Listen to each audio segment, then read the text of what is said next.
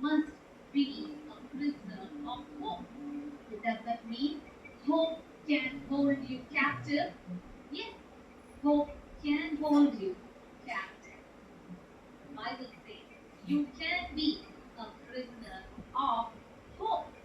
Either you're prisoner of hopelessness or you are prisoner of hope. That's what the Bible says. So there are two categories of people. One, prisoners of hopelessness who does not receive their restoration, their manifestation. And the others are prisoners of hope who will receive restoration from God. Amen.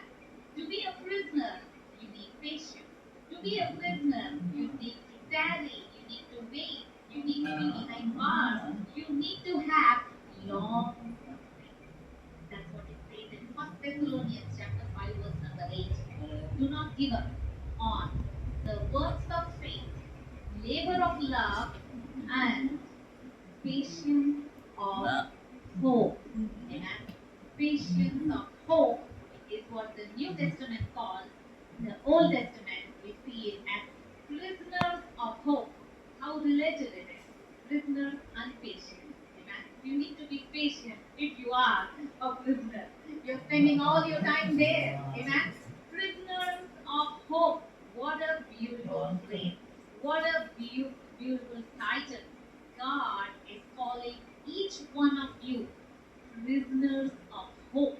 That is the prophecy of it. That is what God wants to see in you, to be a prisoner of hope. So this morning, let's dive deeper. Let's study what is hope, why it is important, and how hope will help me receive my restoration, my manifestation of all that God has promised you and I. Amen. So first, what is hope? We saw that little bit last Sunday. Hope is in the future. Faith is now. Because Hebrews 11:1 says, now faith is the substance, hope for, the evidence not seen. What are you hoping for? You're hoping for your tomorrow. You're hoping for your next year. You're hoping for your children. You're hoping for his return. You're hoping to see all his promises come to pass. Hope is in the future. Faith is of now. When we say hope is in the future, that means you have not yet experienced it. You have not seen. Amen. Just like faith is not of the sight, hope is not of the sight. It says in Romans 8:24, hope that is seen is not hope. Hope that is not seen is hope.